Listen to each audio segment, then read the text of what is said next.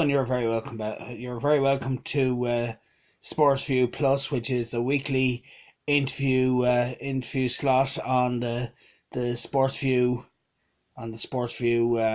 YouTube channel, and it's every week we'll be doing an interviews with people on sports stories from around the country. And on this week's Sportsview Plus, we're going to cover the Sigerson Cup. We're going to look back at the competition so far, and next up is the semi-finals and finals. So to take us through that, we have Michael Mcgeehan. Hello, Michael. How are you? How you doing, Aidan? Not too bad. No, not too bad. Yeah, it's been another very good championship, hasn't it, so far in the Sigerson Cup?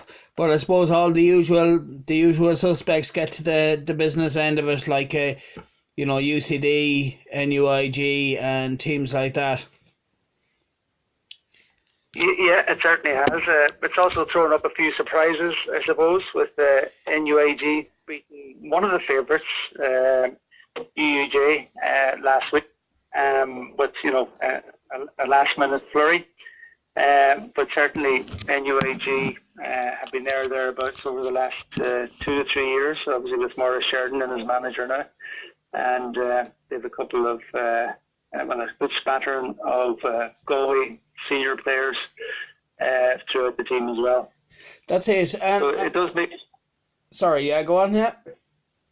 I was just going to say, so it does make for a good weekend ahead for both semi-finals, because some of the teams certainly have some of the informed players from the National League playing for them, and there's a good smatter of them across all teams.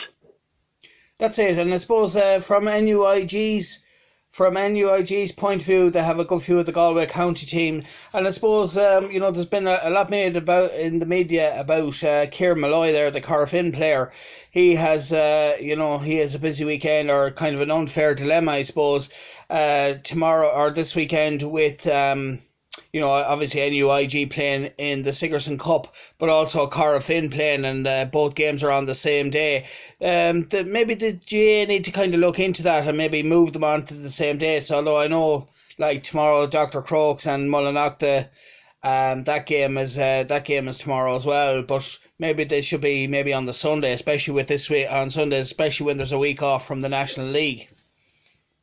Yeah, well, I think maybe I stand open to correction, but I think maybe the dilemma has been taken out of that a little bit, and that those games have been moved. And it's not just Kieran Malloy, obviously, who's playing for NUIG. You've got Liam Silk, who's a club mate of his, playing for UCD. And you've also got David Shaw then, who's playing for UCC with Dr. Crooks. So it was impacting on the three of those players. So I think the GA probably have made a decision to switch it to the Sunday. That's great. So that's really to their credit as well, isn't it? Like to the GA that they were willing to that they looked into that and that they made the change. Yeah, go on. Yeah. It still puts pressure on those players from the point of view of having to play, potentially 2 games in 24 hours. Yeah, that's it. It's going to be tough on them, and I suppose what makes it interesting too is UCD, they have former Galway footballer John Divley there as managing them. He was managing them there for the last couple of years. Of course, a very star-studded 15 there for UCD over the weekend. Yeah, but certainly John Divley, I think, is chasing his third Sigerson title with UCD this weekend, and certainly they had a good win over their arch rivals in Dublin, DCU, at the weekend.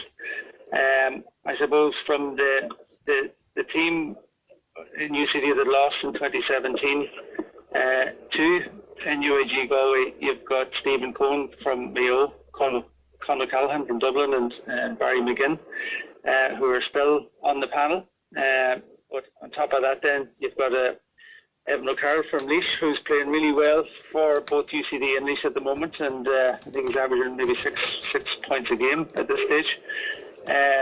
You've Darren Gavin, who's he played a Stormer, I think, against DCU, and is performing really well with Dublin in the middle of the field as well. And then up front, you've got the full forward line of Evan O'Carroll, who I've mentioned already. You've got Conor Myler from Tyrone, and you've got Conor McCarthy from Monaghan. So they're quite formidable. So I suppose looking at the fixtures this weekend, who can you see progressing to the final? Well, obviously UCC are hosting it, and Billy Morgan is the manager. I think he's been manager for the last 10 years. So Billy has been around the block a number of times and knows how to win All-Ireland titles and Sigerson titles. They've got a lot of key players playing for them. Obviously, I mentioned David Shaw from Crooks. They got a bit of an injury scare, I think, last week with one of their cornerbacks got injured, Liam Donovan. So he's a loss both for UCC and for Cork for a while. They've got probably one of the best forwards at the moment in the game, and he's definitely one of the best performers in the National League.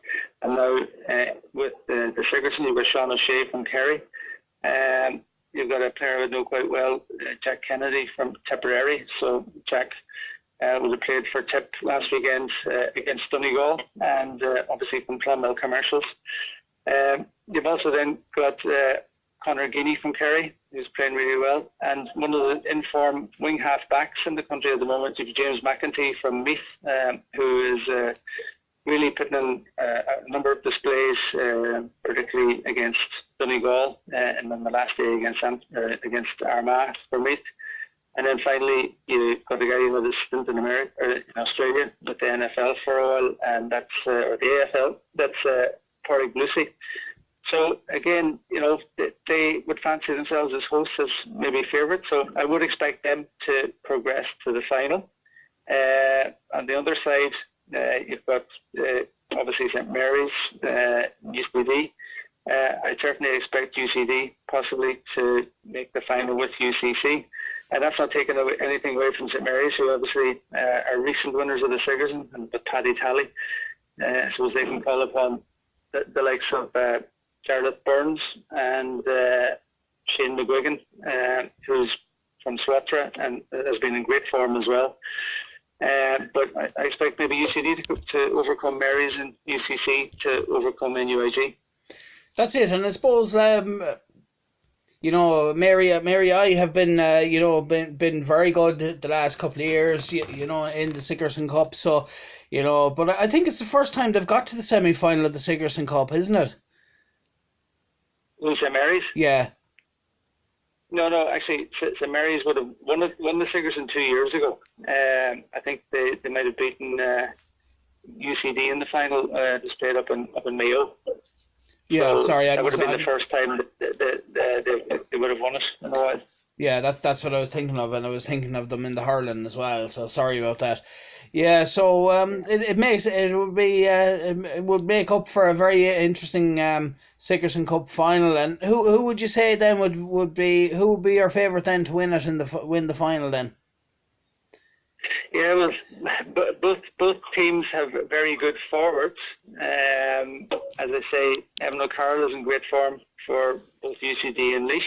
But having said that, on the other side, you've got obviously Sean O'Shea, who's in great form as well. And from the back, they've got James McEntee.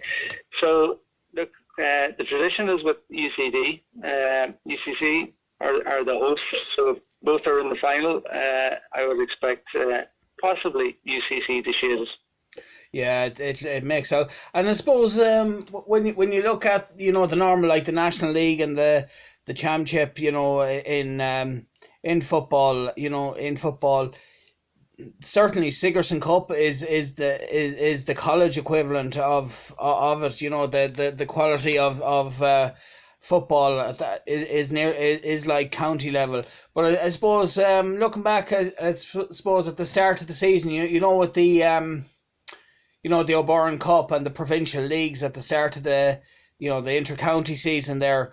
I know, and certainly in Connacht there, NUIG and Sligo IT and all those, the universities and the ITs, they've normally been traditionally in those, but I think a lot of them aren't involved in those anymore.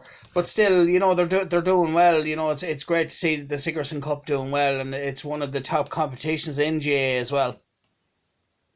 Yeah, well, certainly, like the Sigerson would be the sort of gold standard competition for anybody playing football at universities. Obviously, with all those players that I've mentioned from the various counties from around the country, they know the prestige that's attached to it, and it always has been over the years. And it's it's an all-in title that if you spend 3 to 4 years or longer at college, then it's certainly one that you want to try and achieve and have in your back pocket and have it on your CV.